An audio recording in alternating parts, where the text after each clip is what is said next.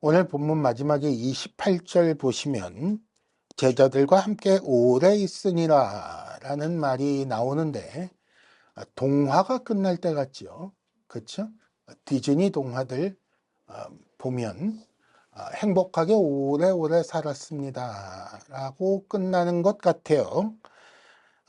근데 뭐 그런 류는 아니지만 어쨌든 한 단락이 끝났다라는 걸 알 수 있을 정도는 되지요.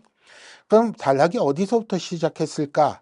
쭉 넘겨보면 13장 1절부터 시작을 했습니다.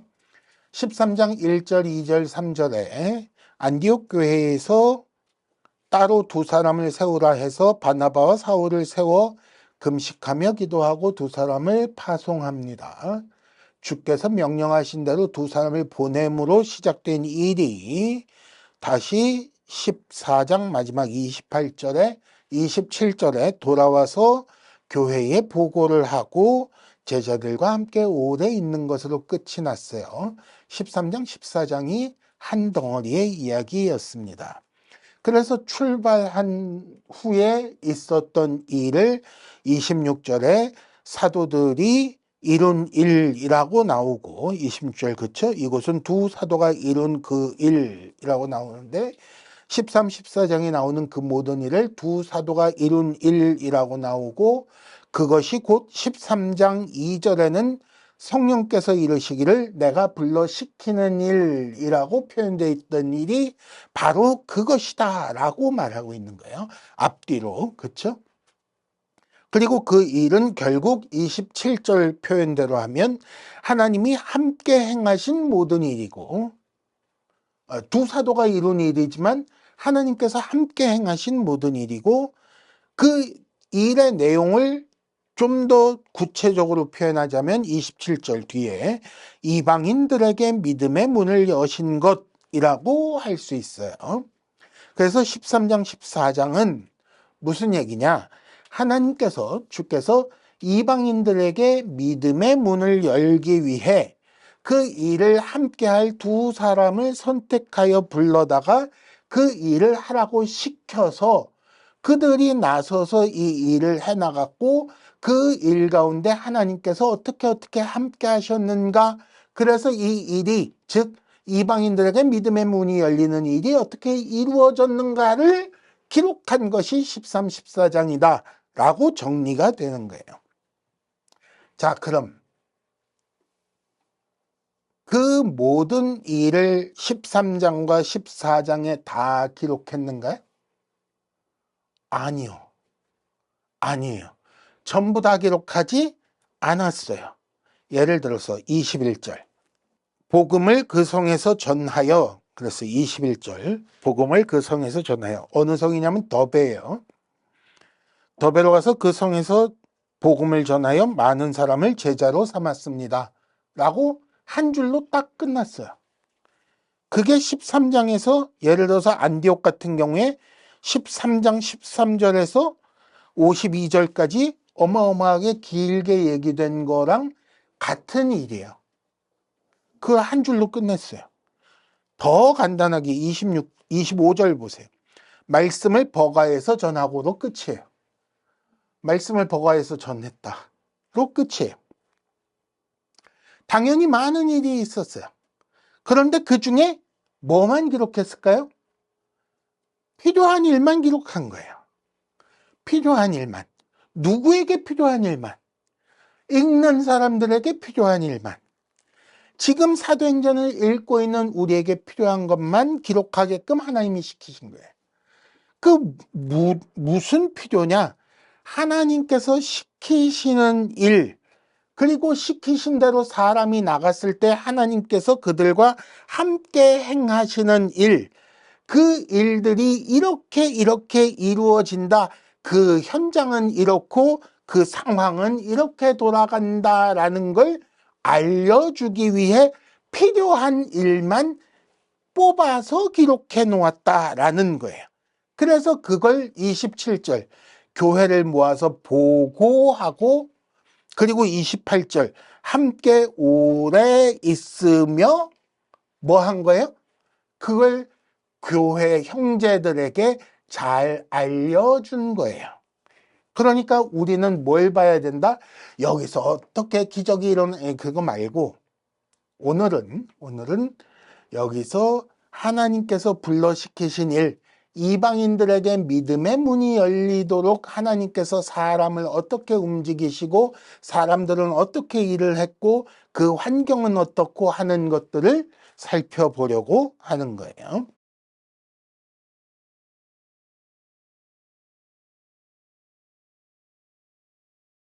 자, 하나님께서 시키신 일의 현장이 어떤 식으로 변화하는지를 볼 수 있는 첫 단계가 8절 루스드라라는 지역에서 나와요.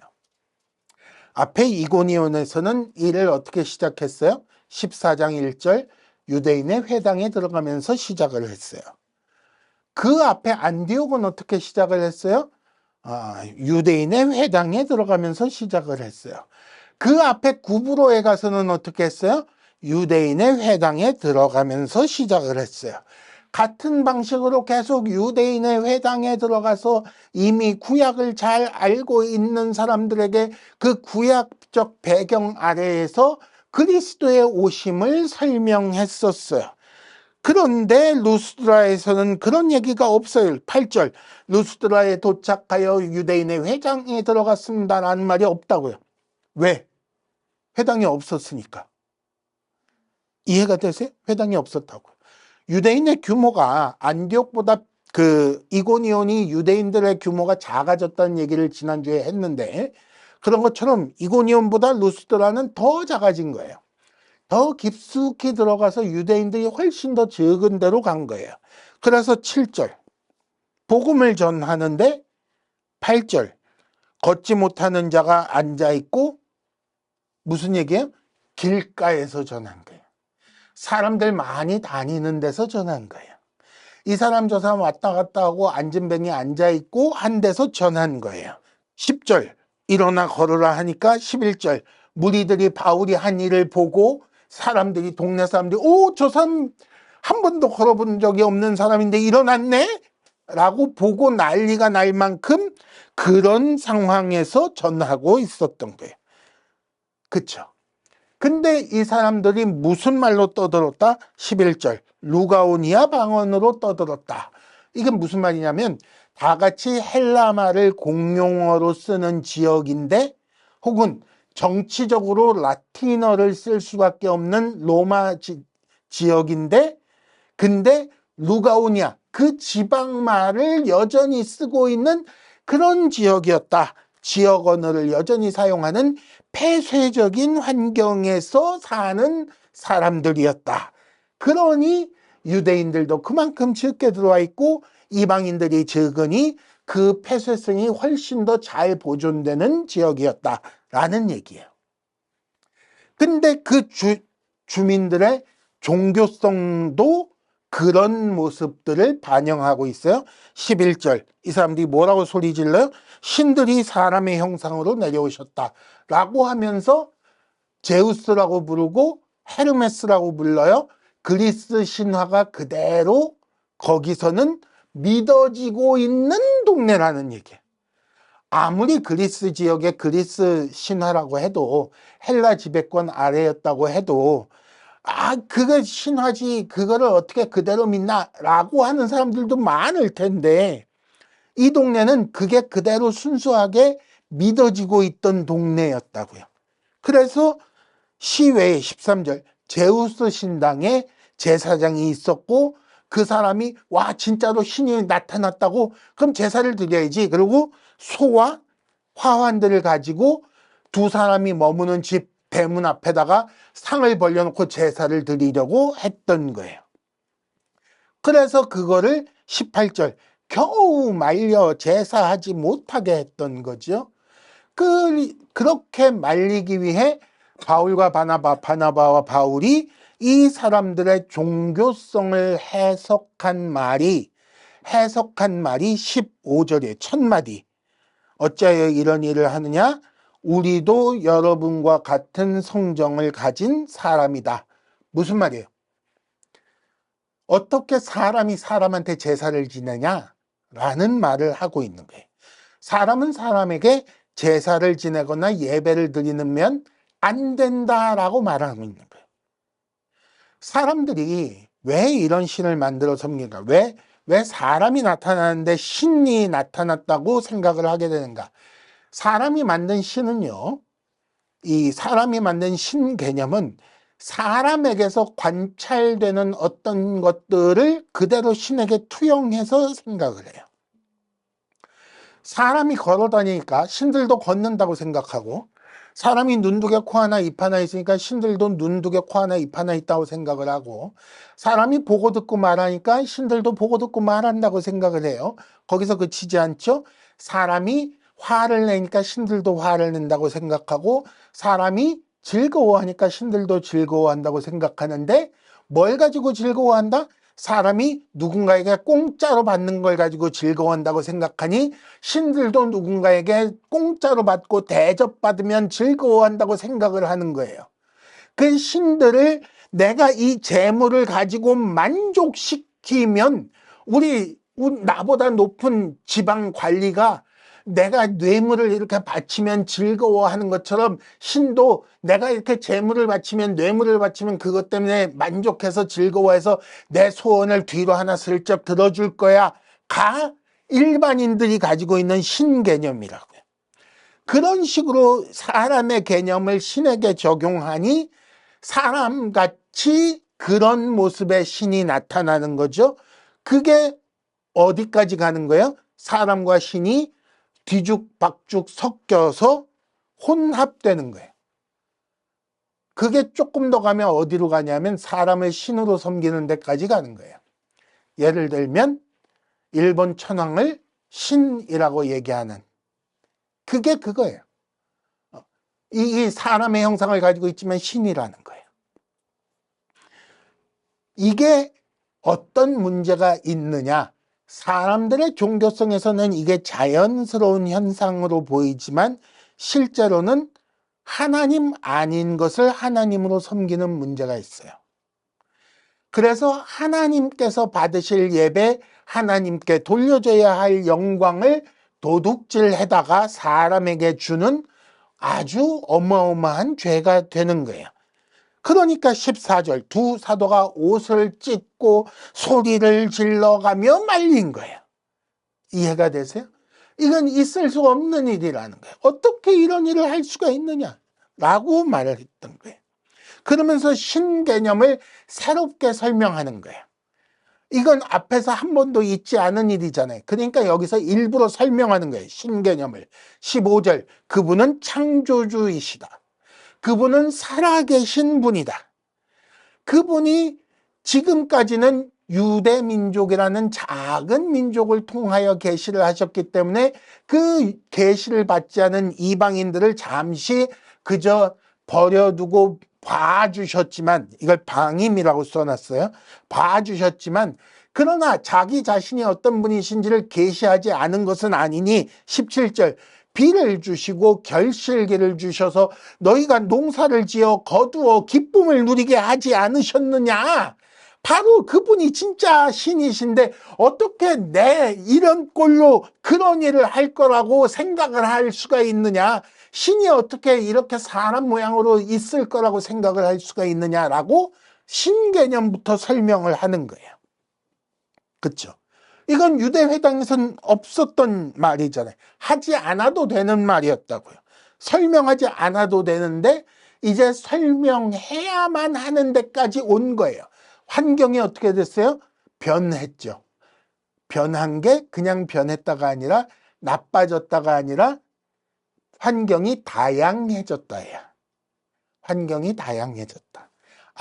이제 앞으로 복음을 세상 끝까지 전하다 보면 이렇게 다양한 경우 여러 가지 신개념, 우리가 알지 못했던 전혀 다른 아주 이상한 신개념을 가지고 있는 사람들에게까지 가야 되겠구나를 알게 하도록 환경이 다양화되고 있는 거예요. 처음 출발해서 구부로에 왔죠. 거기서 유다 회당에 들어갔어요. 안디옥에 왔어요. 거기서도 유다 회당에 들어갔어요. 비록 유다인이 적기는 하지만 이고니온에서도 유다인의 회당에 들어갔어요. 거기선 설명할 필요가 없던 것들이었어요. 근데 그런 대상을 지나 이제 신개념조차 다른 사람들을 만나 그들에게도 하나님께서 불러 시키신 일을 하기 위해 이들은 그 환경에 적응하여 하나님과 복음을 설명하는 연습을 하고 있는 것이고, 하나님께서는 그런 사람들에게도 믿음의 문을 열도록 하기 위해 일꾼을 보내시고 그 자리에서 함께 행하사 그 사람들의 입을 통해 이 신개념조차 잘못 잡힌 사람들에게 바른 신의 개념을 잡아주는 일도 하고 계셨다라고 읽어야 되는 거죠.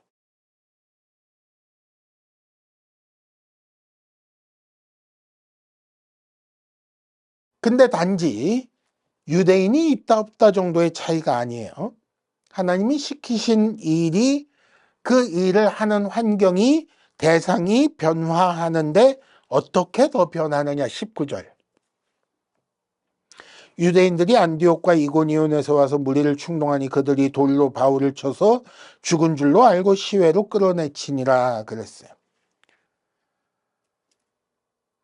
확실히 루스드라는 유대인이 적은 지역이었던 게 맞죠. 얼마나 적었느냐. 이런 얘기를 해도, 복음을 전해도 이 사람들을 싫어할 유대인들이 없는 거예요. 그러니까 어디서 왔어요? 유대인들이 안디옥에서 오고 이고니온에서 와서 이 사람들을 충동해가지고 돌로 치게 만든 거예요. 그쵸? 그 여기서 무리는 누구냐 하면 루스드라 사람들인 거예요. 안디옥과 이고니온에서 온 유대인들이 야야 저놈들 돌로 쳐. 저 죽일 놈들이야. 사기꾼들이야. 이런 식으로 말을 했나 보죠. 그랬더니 안 그래도 신인 줄 알고 예배 드리려고 했는데 신 아니라 그러니까 저 신도 아닌데 왜 저래. 그러고는 돌로 쳐버린 거예요. 그쵸? 소리 지르며 제사하려고 하다가 휙 바뀌어서 신이라더니 이제는 죽이려고 드는 거예요. 여기서 근데 조금 더 생각해 봅시다. 무리가 분명히 돌로 쳤어요. 그러니까 죽은 줄 알았어요. 그쵸? 그래서 질질질질 끌고 마을 밖으로 내다가 버린 거예요. 그쵸? 근데 20절 제자들이 삥 둘러서 있는데 바울이 살아났어요. 벌떡 일어났어요. 그래서 성으로 휙 들어가요. 루스드라 성에 다시 들어간 거예요. 그리고 그 다음날, 바로 다음날 어디까지 가요? 더베까지 가요. 더베가 어디 있냐면 루스드라에서 한 50km 더 가야 돼요. 50km면 지난주에 계산한 대로 하면 한 이틀 걸어야 돼요. 그쵸? 자, 뭘 생각해 보자 그러는 거냐면 죽은 줄 알고 내다 버릴 정도로 된 사람이 돌로 쳤으니까 당연히 외상을 입었을 텐데 죽은 줄 알고 둘러서서 보고 있는데 갑자기 벌떡 일어나더니 그 성으로 들어갔어요. 도망간 것도 아니고 딴 데로 간 것도 아니고 그 일어나서 더베로 가더라도 아니고 다시 루스드라 성으로 들어간 거예요. 그리고 그 이튿날 더베까지 50km를 걸어갔다는 거예요. 돌 맞아서 왕창 깨진 환자가 잠시 기절했는데 죽었다고 생각하고 내다버린 거라고 볼 수 있을까요? 그거 좀 이상하지 않아요? 환자가 잠시 졸도했다가 정신 차리고 일어났다고 칩시다. 그리고 신음하면서 피 질질 흘리면서 겨우 눈을 떴더니 제자들이 들것에다 이렇게 실어가지고 집에 데려가서 일주일 요양해서 보냈더니 다리를 쩔뚝이면서 더베까지 일주일 걸려갔다가 아니잖아요. 뻘떡 일어나서 루스드라로 들어갔다가 그 다음날 더베까지 갔다는 거 아니에요. 무슨 말이냐면 죽다 살아난 거예요. 진짜로 죽었다가 살아났을 수도 있어요. 죽었다 살아났다는 말은 없으나 정말로 하나님께서 살려주셨다고 생각할 수밖에 없다는 얘기예요. 자, 이 얘기를 왜 하느냐. 앞서 안디옥에서는 어땠어요? 신의 유력자들을 선동하여 박해하여 쫓아냈어요. 점잖게 발에 신발에 티끌을 떨고 나왔어요. 이고니온에서는 어떻게 했어요? 이고니온에선 모욕하며 돌로 치려고 하니까 도망왔어요. 근데 루스드라에서는 어떻게 됐어요? 잡혀서 돌을 맞았어요. 얼마나 다쳤는지 모르지만 돌로 때리던 사람들이 유대인들이 충동했고, 그렇다고 유대인들이 그 자리에 없었던 건 아닐 테니까 다들 죽었다고 생각할 만큼 진짜로 심하게 망가져서 그렇게 버려진 사람이 일어나서 나왔어요. 어쨌든 돌을 맞았어요. 더 앞서서 구브로에서는 어땠어요? 구브로 바보에서 있었던 일 기억나시죠? 바보 파포스에서 총독 서기오 바울이 바나바와 바울을 불러다가 말을 들으려고 했어요. 거기서는 하나님의 말씀을 들으려고 일부러 두 사람을 초청했다고요. 근데 하나님의 말씀을 들으려고 하던 데서부터 시작했는데, 그 다음엔 반박하고 비방하더니, 그 다음엔 박해하여 쫓아내더니, 그 다음에는 돌로 치려고 해서 도망 나왔는데, 그 다음에는 돌에 맞아 죽는 데까지 가는 거예요. 환경이 어떻게 바뀌는지 아시겠어요? 유대인이 있다 없다 많다 적다의 문제가 아닌 거예요. 하나님께서 시키신 일을 하기 위한 환경이 점점 나빠졌습니다의 얘기가 아니라고요. 환경이 다양합니다 얘기를 하려고 하는 거예요. 하나님의 말씀을 전하는 환경은 때로는 서기오 바울 같은 사람을 만날 수도 있고, 때로는 안디옥 같을 수도 있고, 때로는 루스드라 같을 수도 있는 거예요. 찬성과 반대가 있는 환경이고, 들으려고 하는 사람이 있는가 하면 죽이려고 하는 사람이 있고, 언제나 무사한 게 아닌 거예요. 쫓아내면 쫓겨나고, 때로는 도망가고, 때로는 진짜 죽을 수도 있는 거예요. 그게 하나님이 시키신 일을 하는 환경이라고요. 그런데 하나님께서는 그 불러 시키신 일이 진행되는 동안은 그 일을 함께 행하며 이루게 하시는데, 그렇게 하기 위해 필요하다면 도망도 가게 하실 뿐 아니라 뭐도 하신다? 죽으면 살리기도 하신다는 거예요.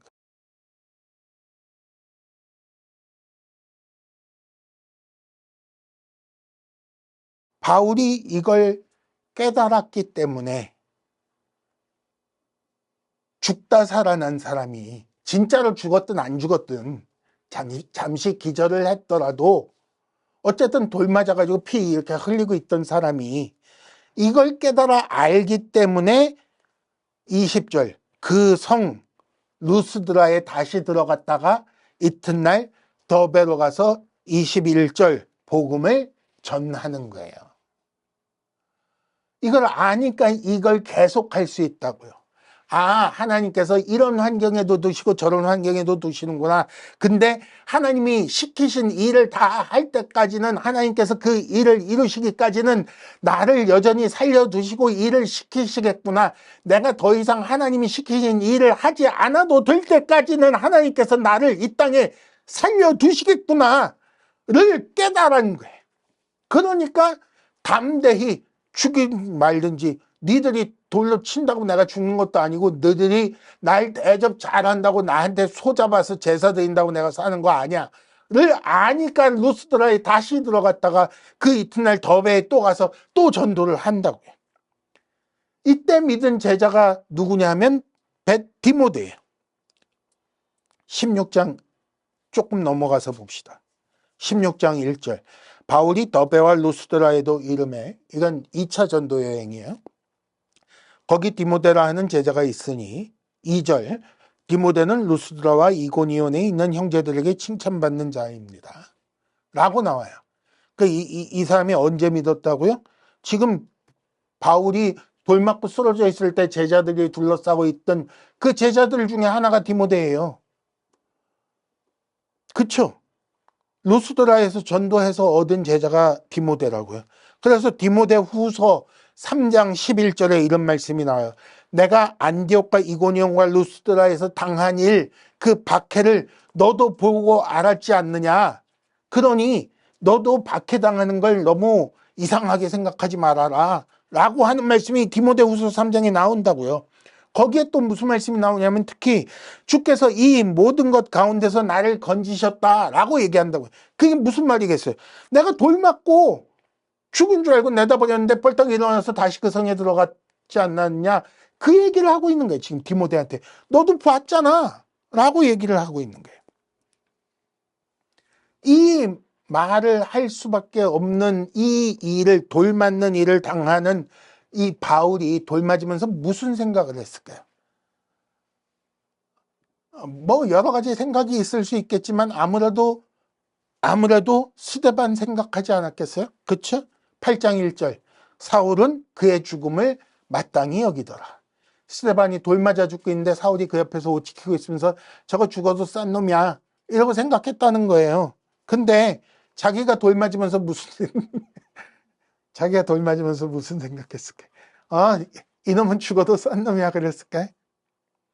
저 돌 던지는 사람들은 내가 죽어도 싼 놈이라고 생각하겠구나 라고 생각했겠지. 저들은 얼마나 정당한 마음을 가지고 어떤 열심을 가지고 나를 죽이려고 하는지 바울보다 더 잘 아는 사람이 있겠어요? 바울이 돌 맞으면서 그걸 생각했을 거라고. 그러면서 스데반처럼 나도 여기서 죽나 보다 라고 생각했겠죠. 근데 성 밖에 버려놨는데 눈이 떠지고 일어나니까 일어나졌어요. 무슨 생각을 했겠어요? 하나님이 나를 다시 살리셨구나. 하나님이 나를 안 죽이셨구나. 내가 아직 살아서 해야 할 일이 있나 보다 라고 생각했을 거 아니에요. 하나님께서 나를 건지셨구나. 그리고 내 할 일이 아직 남아있구나. 그럼 시키신 일을, 맡기신 일을 마저 해야지 라고 생각했을 건 아니겠어요. 또 하나, 사도행전 9장 16절에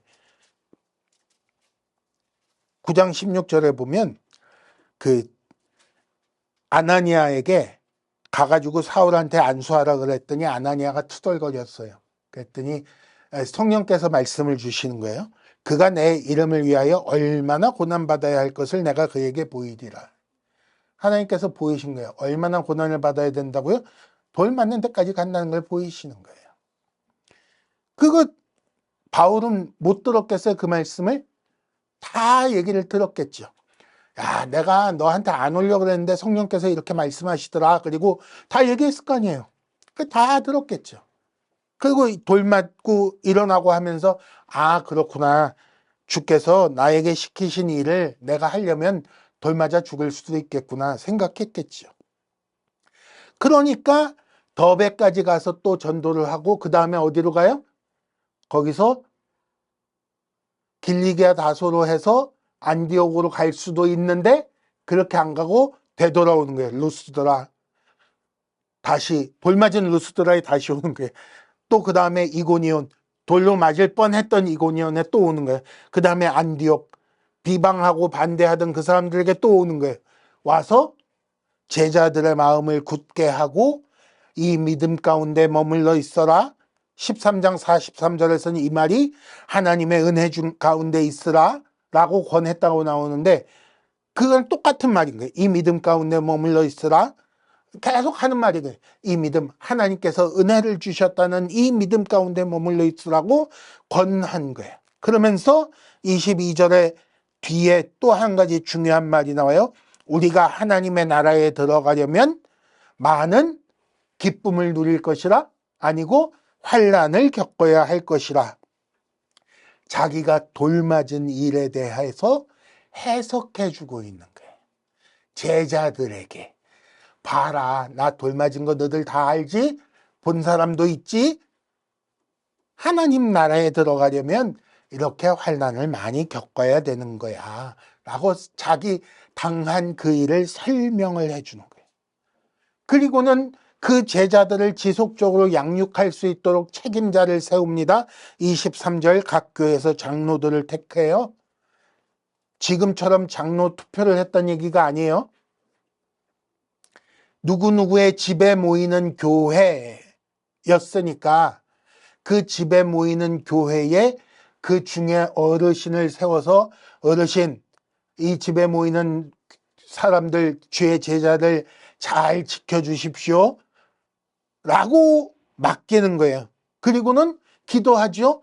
그들이 믿는 주께 그들을 위탁하는 거예요. 함께 기도하기를 주여, 이들이 주를 믿고 있사오니 주께서 이들을 보호하시고 인도하시고 양육하사 이들이 주를 잊어버리지 않게 하시고 이 주의 은혜에 대한 믿음에서 떠나지 않게 하옵소서라고 기도하고, 그리고는 밤빌리아, 여기도 원래 왔던 데죠.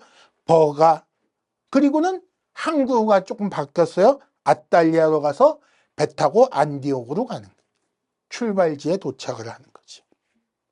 괜히 빠꾸한 게 아니에요. 제자들을 그 자기가 당한 일을 가지고 자기가 경험한 것에 의해서 깨닫게 된 것 가지고 잘 교육시키느라고 빠꾸 해서 그 길을 역으로 돌아 안디옥까지 온 거예요. 그리고는 안디옥에 대해서 설명이 이렇게 나옵니다. 26절. 두 사도가 이룬 그 일을 위하여 전에 하나님의 은혜에 부탁하던 곳이라고 나와 있죠. 무슨 말이에요? 그들이 출발할 때 주께서 맡기신 일, 불러시키신 그 일을 위해 하나님께서 은혜를 베풀어 주셔서 이 일이, 주께서 맡기신 일이, 시키신 일이 잘 되게 해주세요 라고 부탁했다는 거예요. 근데 그 일이 이루어졌음을 이제 보고를 하는 거예요. 하나님께 간구했으면 그 간구한 게 어떻게 이루어졌는지를 함께 알고 그래야 함께 감사를 할 것 아니겠어요? 아까 우리가 배운 대로. 그러니까 하나님께서 시키신 일, 하나님께서 함께 행하셔서 결국은 이방인들에게 믿음의 문이 열렸음을, 그 결과를 보고하는 자리를 가지며 형제들과 함께 오래 있으며 함께 주의 은혜를 누리며 감사하며 있었다는 거예요. 그 자리에서 뭘 했겠어요? 내가 말이야 이렇게 죽을 뻔도 하고 말이야 이거 자랑했겠어요? 아니요. 하나님께서 시키신 일이 이루어지는 현장이 얼마나 다양하고, 그러므로 우리가 복음을 전할 적에 어떤 식으로 전해야 되고 어떤 면에 중점을 둬야 되고 교회를 더 든든히 세우기 위해 어떤 식으로 일을 해야겠고, 이런 얘기들 당연히 했을 것이다 라고 할 수 있는 거예요.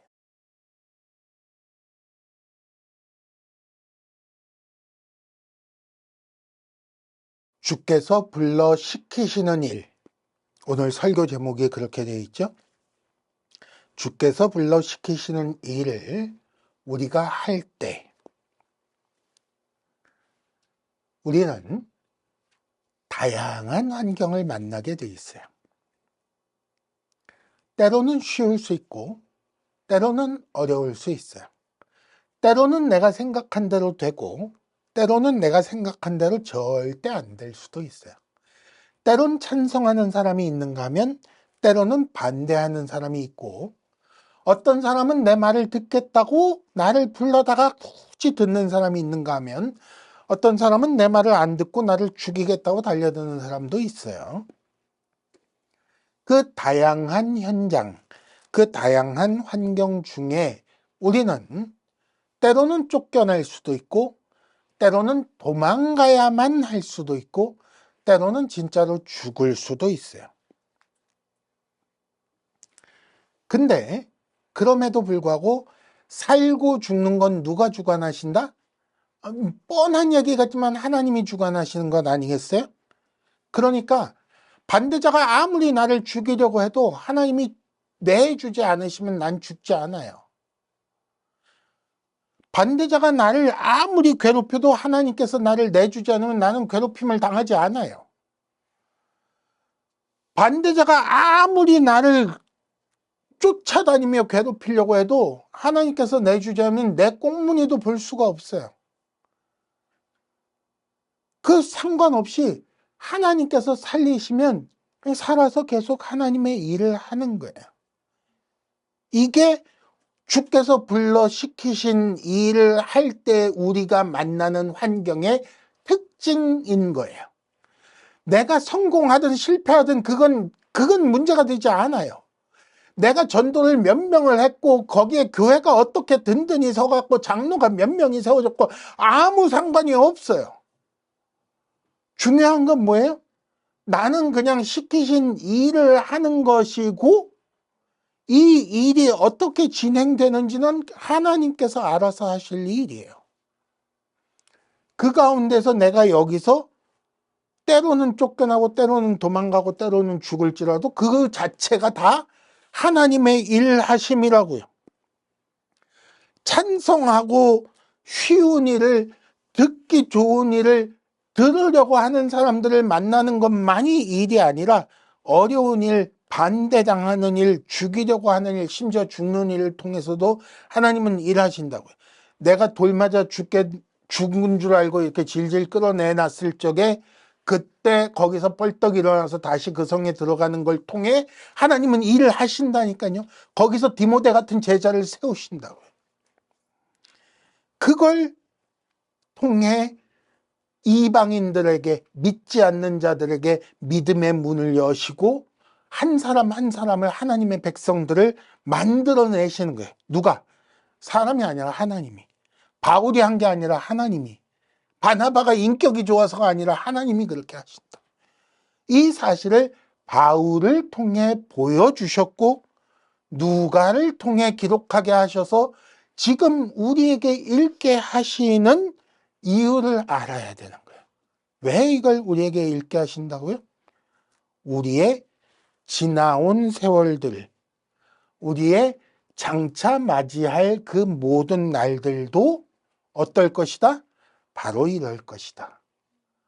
우리는 여러 가지 환경 속에 여러 가지 일을 당하겠지만 내가 주의 일을 하는 동안, 주께서 나를 사용하시는 동안 나를 주께서 살리실 것이요